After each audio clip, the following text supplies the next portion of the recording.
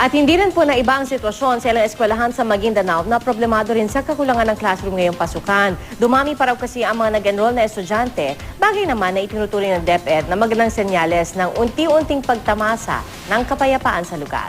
Balitang hatid ni GMA News stringer Ferdinand Cabrera.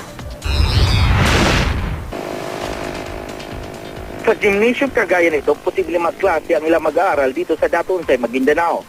Dati kasing problema ang kakulangan ng classroom sa lugar, na lalo pang lumala sa paglobo ng bilang ng mga estudyante. Ayon sa DepEd Maguindanao, sa unang distrito pa lang, posibleng umabot na sa 190,000 ang mga estudyante sa elementarya at high school. At may mga nag-e-enroll pa. Noong nakaraang taon, nasa 80,000 ang mga mag-aaral. Aminado ang DepEd na mahihirapan silang solusyonan sa ngayon ang biglaang pagdami ng estudyante. Pero magandang senyalis daw ito ng panunumbalik na kaayusan sa lugar. Napansin natin kung bakit i-compare natin last year kasi ngayon dahil nga ito sa peace and order, no? Stable na, wala na po ito mga putukan natin, giyera. And then number 2 is itong free enrollment.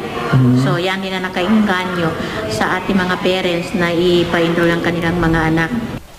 Sa Sharif Agwak, maraming magulang ang kumuha ng mga scholarship grants ng gobyerno para sa mahigit 600 batang magki-kinder at mag-elementarya, ipinasok sila sa Islamic school na accredited ng DepEd.